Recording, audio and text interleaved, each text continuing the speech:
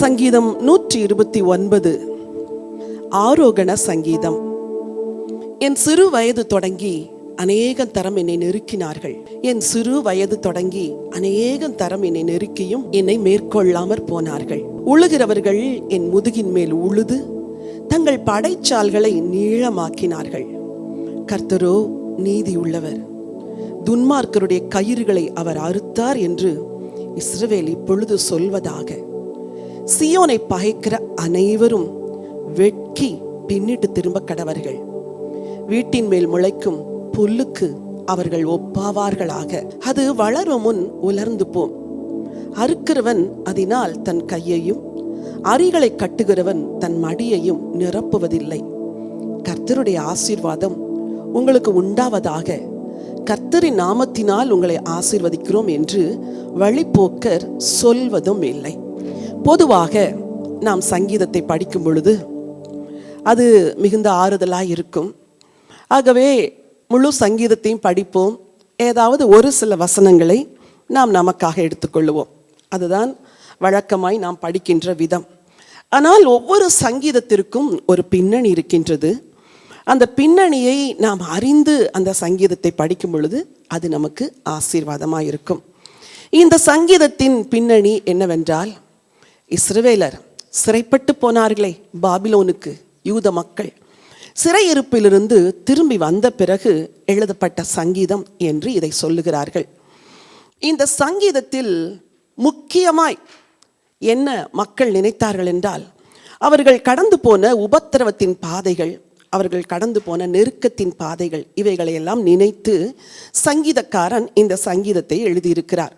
ஒருவேளை சங்கீதக்காரனின் தனிப்பட்ட அனுபவம் போல இந்த சங்கீதம் எழுதப்பட்டிருந்தாலும் இது சங்கீதக்காரனின் தனிப்பட்ட அனுபவம் அல்ல, இஸ்ரவேலின் தனிப்பட்ட அனுபவமாய் இருக்கிறது.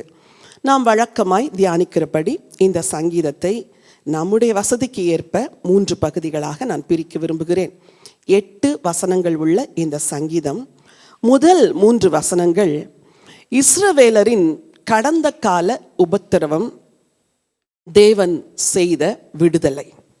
இஸ்ரவேலரின் கடந்த கால உபத்திரவம், தேவன் செய்த விடுதலை, வசனம் 1-3 வரைக்கும்.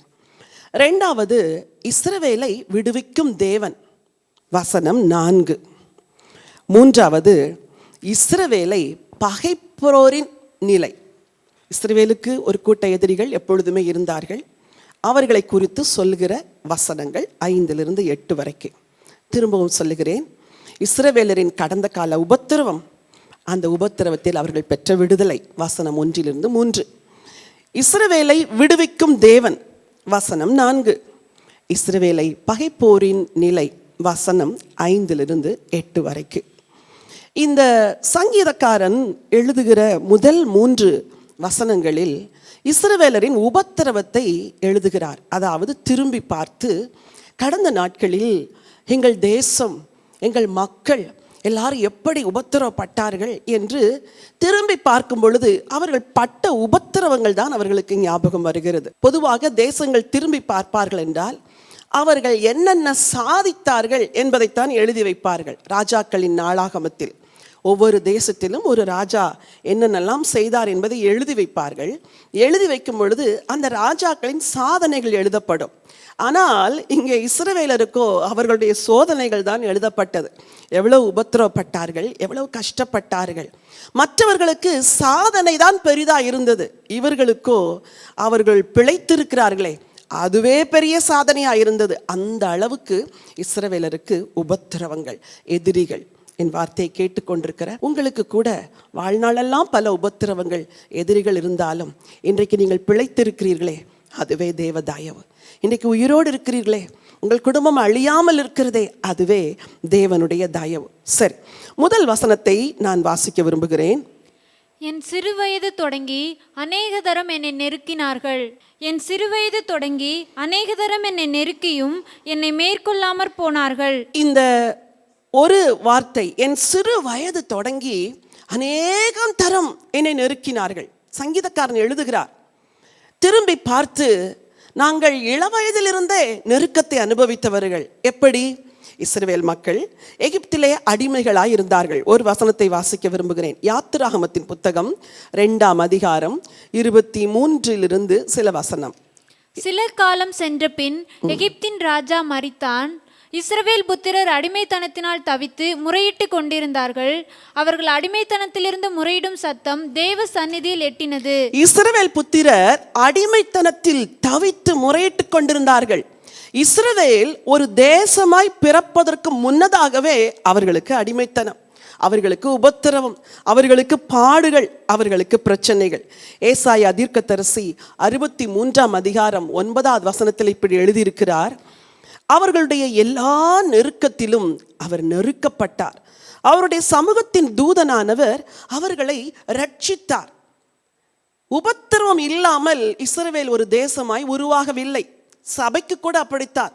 அப்போஸ்தலர் நடபடிகள் 8ஆம் அதிகாரம் 1ஆம் வசனத்தை பார்க்கும் பொழுது சபைக்கு வந்த உபத்திரவத்தை நாம் அங்கே பார்க்கிறோம். பவுல் எழுதும் பொழுது 2 கொரிந்தியர் 4ஆம் அதிகாரம் 8வது வசனத்திலே ஒரு வார்த்தையை எழுதுவார். அந்த வசனத்தை வாசிக்க விரும்புகிறேன். நாங்கள் எப்பக்கத்திலும் நெருக்கப்பட்டும் ஒடுங்கி போகிறதில்லை, கலக்கம் அடைந்தும் மனமுறிவடைகிறதில்லை. நாங்கள் எப்பக்கத்திலும் நெருக்கப்பட்டும் ஒடுங்கி போகிறதில்லை. நெருக்கம் உண்டு. கிறிஸ்தவ வாழ்வு என்பது நெருக்கமுள்ள ஒரு வாழ்வு. இஸ்ரவேலருக்கு ஏராளமான எதிரிகள் இருந்தார்கள். கானானியர் இருந்தார்கள், பெலிஸ்தியர் இருந்தார்கள், ஏத்தியர்கள், எமோரியர்கள் எல்லாம் இருந்தார்கள், சீரியர்கள் இருந்தார்கள், பாபிலோனியர், அசீரியர், அதன் பிறகு கிரேக்கர்கள், ரோமர்கள், இந்நாட்களில் இஸ்லாமியர்கள் என்று பல மக்கள் அவர்களை விரோதமாய் எதிர்த்து நின்றாலும் வசனம் சொல்லுகிறது, அவர்கள் சிறுவயது தொடங்கி எங்களை அநேகம் தரம் நெருக்கினார்கள், ஆனால் எங்களை நெருக்கியும் எங்களை மேற்கொள்ளாமற் போனார்கள். ஹல்லேலூயா. ஒவ்வொரு தேவ பிள்ளைக்கும் தேவன் அருளுகிற வெற்றியின் வார்த்தை என்ன தெரியுமா? நீ நெருக்கப்படலாம், ஆனால் உன்னை எவரும் மேற்கொள்ள முடியாது. நீ ஒடுக்கப்படலாம், ஆனால் நீ கீழே தள்ளப்பட முடியாது. நீ மனமுறிவு அடையலாம், ஆனால் மனமுறிவிலேயே நீ மடிந்து போக போவது கிடையாது. நீ மேற்கொள்ளுவாய். இதுதான் தேவன் நமக்கு அருளுகிற வார்த்தை. இஸ்ரவேல் மக்களை ஆண்டவர் அழைத்து செல்வதற்கு மோசேயை முதலாவது கூப்பிடுகிறார். மோசேயை கூப்பிடும் பொழுது அவருக்கு ஒரு தரிசனத்தை காண்பிக்கிறார். என்ன தரிசனம்? ஒரு முட்செடி, அந்த முட்செடியில் அக்கினி பற்றி எரிகிறது. மோசே இதை பார்த்து வியக்கிறார். என்ன இது? முட்செடி, முட்செடியில் அக்கினி பற்றி எரிகிறது, ஆனால் முட்செடி வெந்து போகவில்லையே. இந்த தரிசனம் உண்மையாகவே மோசேக்குள்ளே குழப்பத்தை கூட உண்டு பண்ணியிருக்கும். இது என்னது? ஆச்சரியத்தையும் உண்டு பண்ணியிருக்கும். ஆனால் அந்த முட்செடியிலே தேவன் தோன்றினார். இது எதை குறிக்கிறது? நீ என் ஜனங்களை அழைத்து கொண்டு வா. அவர்களுடைய வாழ்க்கை முட்செடியை போல இருக்கிறது, அதோடு கூட முட்செடியில் அக்கினி பற்றி எரிகிறது, என் ஜனங்கள் உபத்திரவப்படுகிறார்கள். அந்த முட்செடியின் தரிசனம் எதை காண்பிக்கிறது? இஸ்ரவேலரின் உபத்திரவம், இஸ்ரவேலரின் நெருக்கம், இஸ்ரவேலரின் கண்ணீரின் பாதை. ஆனால் அவைகளுக்கு நடுவிலே ஒரு தேவன் தரிசனமானாரே. அந்த தேவன் எதற்கு தரிசனமானார்? என் ஜனத்திற்கு நான் இறங்கப் போகிறேன், என் ஜனத்திற்கு நான் தயவு செய்ய போகிறேன், என் ஜனத்திற்கு நான் ஆசீர்வாதத்தை கொடுக்க போகிறேன். ஆகவேதான் உபாகம புத்தகம் 33:16 நாம் வாசிக்கின்றோம், நாடும் அதன் நிறைவும் கொடுக்கும் அருமையான தானியங்களினாலும் ஆசீர்வதிக்கப்படுவதாக. முட்செடியில் எழுந்தருளினவரின் தயை யோசேப்புடைய சிரசின் மேலும் தன் சகோதரரில் விசேஷித்தவனுடைய உச்சந்தலையின் மேலும் வருவதாக. முட்செடி பற்றி எரிகிறது, அதில் ஒருவர் தரிசனமாகிறார். எதற்கு? என் ஜனத்திற்கு நான் தயையை கட்டளையிட போகிறேன், என் ஜனத்திற்கு நான் இரக்கத்தை கட்டளையிட போகிறேன். அவர்கள் வாழ்க்கையெல்லாம் முட்செடி, அவருடைய வாழ்க்கையெல்லாம் நெருப்பு, அவருடைய வாழ்க்கையெல்லாம் வேதனை, ஆனால் நான் தயவை கொடுக்க போகிறேன். இன்றைக்கு இந்த வசனத்தை கேட்கிற உங்களுக்கும் இதுதான். அவர்கள் அநேகம் தரம் என்னை நெருக்கியும் என்னை மேற்கொள்ளாமற் போனார்கள். என்னை மேற்கொள்ள முடியாது, இந்த உபத்திரம் என்னை மேற்கொள்ள முடியாது, இந்த பாடுகள் என்னை மேற்கொள்ள முடியாது. இதுதான் இன்றைக்கு உங்களது அறிக்கையாக இருக்க வேண்டும். மத்தேயு 16:18 வேத வசனம் சொல்லுகிறது, பாதாளத்தின் வாசல்கள் அதை மேற்கொள்வது இல்லை. இந்த சபை, இந்த கல்லின் மேல் என் சபையை கட்டுவேன், பாதாளத்தின் வாசல்கள் மேற்கொள்வதில்லை. இன்றைக்கு சபையை நடத்துகிற பல தேவ ஊழியர்களுக்கும் மனதில் கலக்கம். என்ன கலக்கம் தெரியுமா? ஒவ்வொரு வாரமும் இவர்களை கூப்பிட்டு ஜெபித்து உபவாசித்து போதித்து புத்தி சொல்லி ஆலோசனை சொல்லி நடத்தினாலே பின்வாங்கி விடுவார்களே. இப்பொழுது ஆராதனையும் ஐக்கியமும் இல்லாமல் இவர்கள் என்ன நிலைமையில் இருப்பார்களோ. ஒருவேளை திரும்ப சபை கூடி வருமா, வராதா, திரும்ப கூடி வரும் பொழுது மக்களுடைய ஆவிக்குரிய வாழ்வு எப்படி இருக்கும் என்று பலருக்கும் கலக்கம். ஆனால் தேவன் சொல்லுகிறார், இந்த கல்லின் மேல் என் சபையை கட்டுவேன், பாதாளத்தின் வாசல்கள் அதை மேற்கொள்ளுவதில்லை. ஒரு போதும் சபையை பாதாளத்தின் வாசல்கள் மேற்கொள்ளுவது இல்லை. இன்றைக்கு உங்களுக்கும் அதுதான் நம்பிக்கை. சரி, 3வது வசனத்தை வாசிக்க விரும்புகின்றேன். உழுகிறவர்கள் என் முதுகின் மேல் உழுது தங்கள் படைச்சால்களை நீளமாக்கினார்கள். உழுகிறவர்கள் என் முதுகின் மேல் உழுது தங்கள் படைச்சால்களை நீளமாக்கினார்கள். அதாவது ஓமையாய் சொல்லுகிறார். இந்த ஓமை இயேசு கிறிஸ்து சிலுவையிலே அடிக்கப்படும் பொழுது அவருடைய முதுகு உழப்பட்ட நிலம் போல் ஆயிற்று என்று ஏசாயா 50:6 நாம் வாசிக்கின்றோம். எல்லா வசனங்களையும் எடுத்து நமக்கு வாசிக்க முடியாது. இந்த உழுகிறவர்கள் என்ற வார்த்தைக்கு மூல பதம் ஹோர்சு, HORSU. அதாவது சிற்பி தன் கையில் உளியை வைத்து ஒரு பொருளை செதுக்கும் பொழுது ஆழமாய் அதற்கு ஒரு பலனை உபயோகப்படுத்தி அதை செதுக்கி எடுக்கிறானே, அதை போல அந்த வார்த்தைக்கு தான் உழுகிறவர்கள் என்ற பதம் இங்கே பயன்படுத்தப்பட்டிருக்கிறது. யாத்திராகமம் 35:22 ஆசரிப்பு கூடார வேலையை செய்யும் பொழுது பொருட்களை கொண்டு வந்தார்கள். அந்த பொருட்களை அவர்கள் செய்யும் பொழுது வெட்டு வேலை செய்வதற்கு பெசலையலை ஆண்டவர் அபிஷேகம் பண்ணினார் என்று வாசிக்கிறோம். ஒரு வசனம் வாசிக்க விரும்புகிறேன். எரேமியா 17:1 இந்த உழுகிறவர்கள் என்ற வார்த்தைக்கு ஆதாரமாய் அந்த வசனத்தை வாசிக்க விரும்புகிறேன். யூதாவின் பாவம் இரும்பெழுத்து அணியினாலும் வைரத்தின் நுனியினாலும் எழுதப்பட்டு அவர்களுடைய இருதயத்தின் பலகையிலும் உங்கள் பலிபீடங்களுடைய கொம்புகளிலும் பதிந்திருக்கிறது. அதாவது இரும்பு எழுத்து ஆணியினாலும் வைரத்தினாலும் எழுதப்பட்டு என்றால் ஆழமாய் ஒரு இம்ப்ரெஷன் கொடுத்து செய்வார்களே, அதை போல அழியவே முடியாத ஒரு காரியம். அப்போ வசனம் இங்க சொல்லுது, என் முதுகு உழப்பட்ட நிலம் போல, உழுகிறவர்கள் என் முதுகின் மேல் உழுது தங்கள் படைச்சால்களை நீளமாக்கினார்கள் என்றால் அந்த அளவுக்கு நான் உபத்திரவத்தை அனுபவித்தேன். இயேசு சிலுவையிலே சவுக்கினால் அடிக்கப்பட்டது அவருடைய முதுகு. அது எப்படி மாறிட்டு உழப்பட்ட நிலம் போல. நிச்சயமாய் நீங்களும் நானும் பரலோகத்தில் போய் ஆண்டவர் இயேசுடைய முதுகை நீங்கள் காணும் பொழுது இந்த பூமியில எந்த வாரினால் அடிக்கப்பட்ட தழும்புகள் இருந்ததோ நிச்சயமாய் அந்த தழும்புகளை நாம் காண முடியும். நமக்காக, நம்முடைய பாவங்களுக்காக. இன்றைக்கு நீங்கள், நான் உபத்திரவப்படுகிறேன், என் முதுகு உழப்பட்ட நிலம் போல் ஆயிற்று, நான் ஒருவேளை பிசிக்கல் அபியூஸ், வேர்பல் அபியூஸ், வேற எந்த அபியூஸ் உங்க வாழ்க்கையில இருந்தாலும் இன்னைக்கு ஆண்டவர் சொல்லுகிறார், உன் எதிரிகள் உன்னை மேற்கொள்ள மாட்டார்கள், நான் உன்னோடு கூட இருக்கிறேன், பாதாள வாசல்கள் மேற்கொள்ளுவதில்லை. சங்கீதக்காரன் திரும்பி பார்த்து தங்கள் வாழ்வில் ஆண்டவர் தங்களை நடத்தின வழிகளையும் ஆண்டவர் விடுவித்த வழிகளையும் நினைத்து நன்றி சொல்லுகிறார். இது முதல் பகுதி. 2வது பகுதி வசனம் 4 வாசியுங்கள். கர்த்தரோ நீதியுள்ளவர், துன்மார்க்கருடைய கயிறுகளை அவர் அறுத்தார் என்று இஸ்ரவேல் இப்பொழுது சொல்வதாக. கர்த்தரோ நீதியுள்ளவர், துன்மார்க்கருடைய கயிறுகளை அவர் அறுத்தார் என்று இஸ்ரவேல் இப்பொழுது சொல்லுவதாக. கர்த்தர் கடந்த காலத்தில் நடந்ததை நினைவு கூர்ந்து இப்பொழுது இருக்கிற நிகழ்கால சந்ததிக்கு சொல்லுகிறார்கள், என் பிள்ளைகளே, என் ஜனங்களே, கர்த்தர் எப்படிப்பட்டவர் தெரியுமா? அவர் நீதி உள்ளவர். நம்மேல் துன்மார்க்கருடைய கயிறுகள் நம்மை சுற்றி கொண்டது, அந்த கயிறுகளை ஆண்டவர் அறுத்து போட்டார். ஒரு வசனத்தை நான் வாசிக்க விரும்புகிறேன். எரேமியா 30:8. அந்நாளில் நான் அவன் நுகத்தை அவன் கழுத்தின் மேல் இராதபடி உடைத்து உன் கட்டுகளை அறுப்பேன் என்று சேனைகளின் கர்த்தர் சொல்லுகிறார். அந்நாளில் அவன் நுகத்தை உன்மேல் இராதபடிக்கு உடைத்து உன் கட்டுகளை அறுப்பேன்.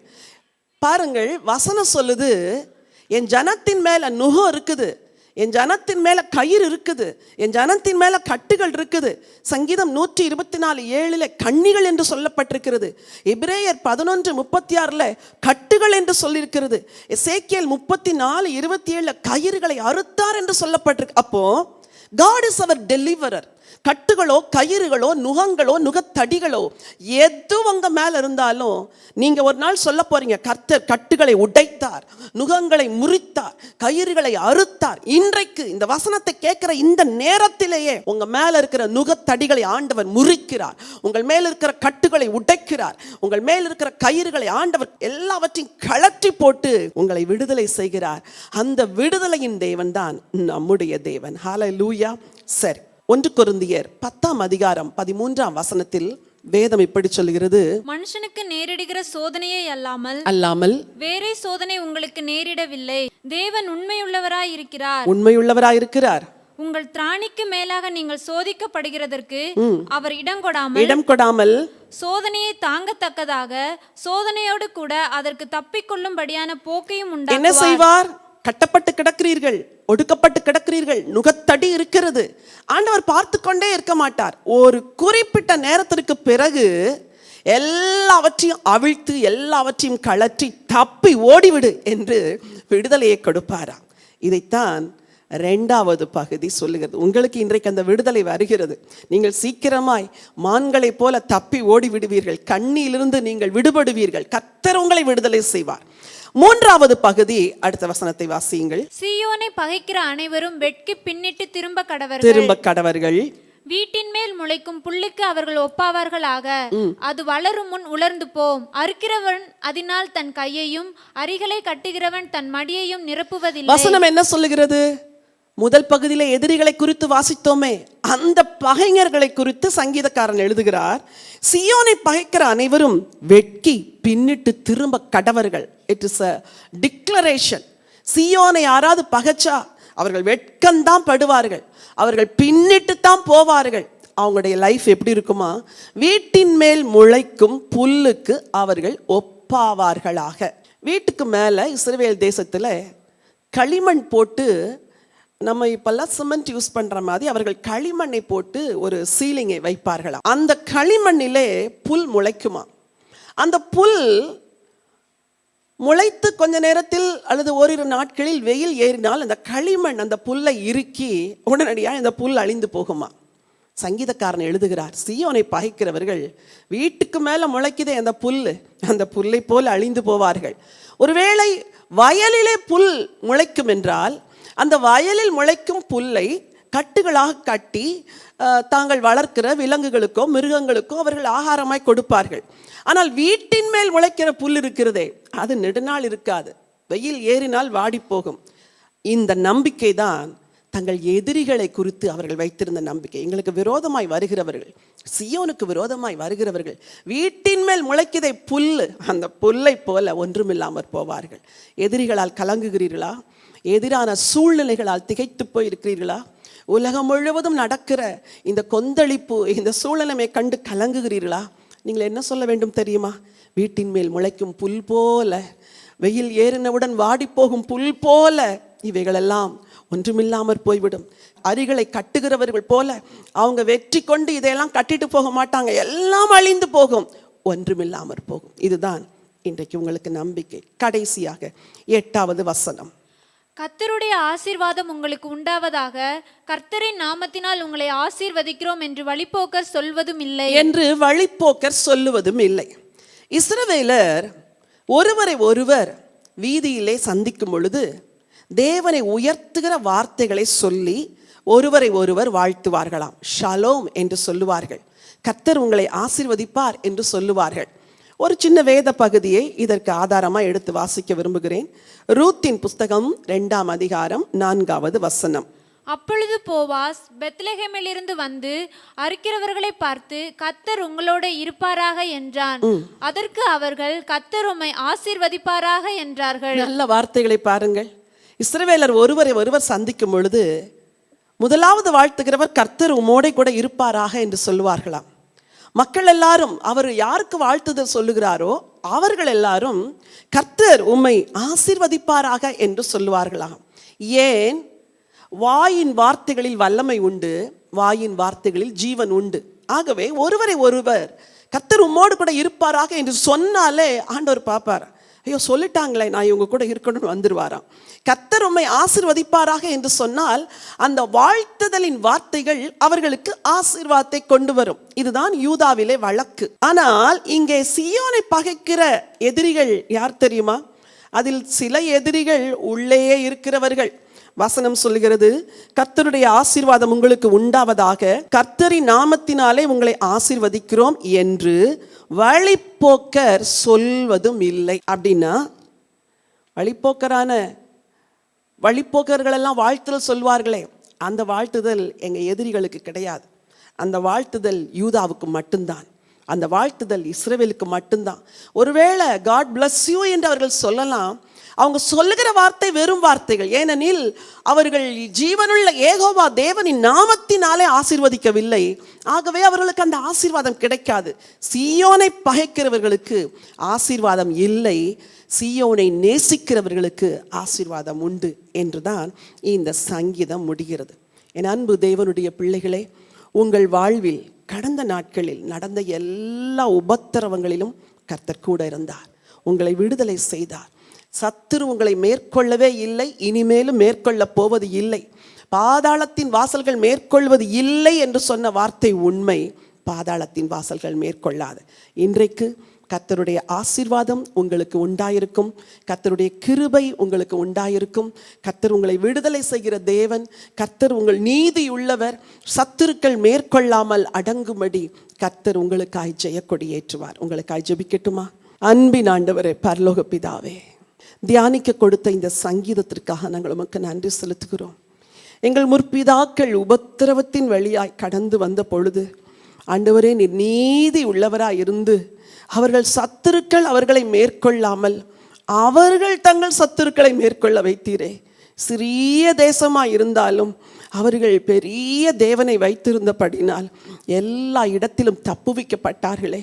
கட்டுகளை உடைக்கிற தேவன், கண்ணிகள் தெரிப்புண்டு போக பண்ணுகிற தேவன், கயிறுகளை அறுக்கிற தேவன், நுகத்தடிகளை முறிக்கிற தேவன். ஆண்டவரே, எங்கள் முற்பிதாக்களை விடுதலை செய்தது போலவே இப்பொழுது இந்த வசனத்தை கேட்டுக்கொண்டிருக்கிற ஒவ்வொருவருடைய வாழ்க்கையிலும் இந்த விடுதலையை தரப்போறதற்காய் ஸ்தோத்திரம்.